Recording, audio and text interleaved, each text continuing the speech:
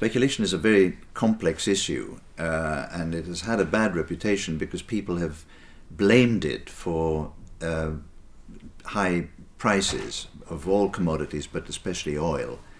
And they think that by controlling speculation, somehow they will reduce price increases or reduce price volatility.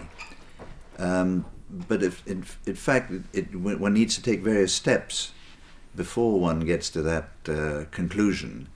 And the first step is, what is speculation?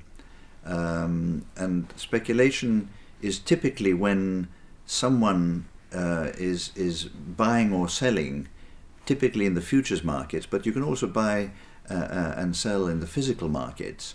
But speculation typically in the futures markets and the paper markets is when you don't want to take delivery of the underlying physical commodity. That defines speculation, as opposed to hedging, where people are buying or selling and with the ultimate intention of taking delivery of or supplying the physical commodity. So speculation has a very precise meaning. How to measure it is quite difficult, but politicians generally don't quite understand the complexities and the subtleties of speculation. Speculators in general provide the market with liquidity. They provide it with counterparty purchases or sales of commodities in these futures markets, and therefore they are, generally speaking, a good thing, because without speculators you would have a far greater volatility, because the market would be not so liquid, it would be smaller with fewer players.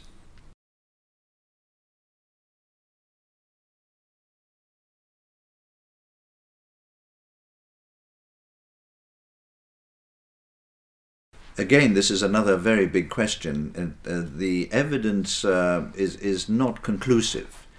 Most people are convinced that speculation, at least regarding oil, but also regarding commodities in general, does not materially affect the prices as such, price changes.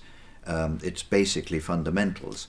I wouldn't disagree with the general position, but I think one has to look at these matters more closely, using perhaps more elaborate models, more complex techniques to try to find out whether this is true or not. I think it's too early to decide that it's all fundamentals. I think speculation in certain ways, in certain forms, at certain times, can have a particular influence. 2008, for example, in my opinion, and I've done quite a lot of work in this area, the first half of 2008, when the price of oil went up to record levels, reaching in July 2008 $147 per barrel, which was a world record ever. We have never reached that level. I think that building up to that, there was quite high speculative activity measured by a certain index I have developed. So I think there is evidence, as far as I'm concerned, that at that particular time speculation intensity was very high, and it continued when the price fell. So because speculation doesn't only push the price up further than it otherwise would have been, but it also brings it down. And there is evidence, in my opinion, that that happened at that time. At the moment, speculation is at a low level of intensity. So the run-up this year, with the loss of Libyan oil, for example, was not due to speculation activity as such, because speculation intensity was very low.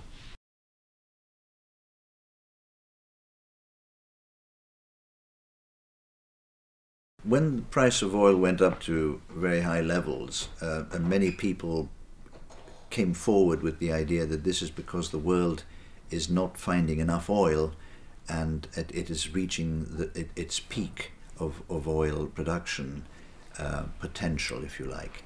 And this happens every time the price hits these very high levels. The same people come out and say, oh, it's because the world is running out of oil.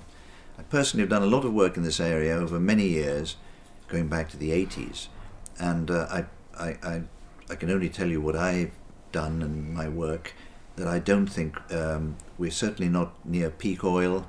We're quite away from it. Maybe another 20 years, 30, who knows? Because the basic problem with this idea is that peak oil works if you know how much oil there is in the ground, in the world as a whole. But the truth is we do not know how much there is. And if you do not know how much there is, you cannot predict when you'll hit the peak. So I think it's a non-subject for me. It's not relevant these days. There's enough oil. The problem is extracting the oil and under what conditions. But it's a subject that I wouldn't be worrying about myself.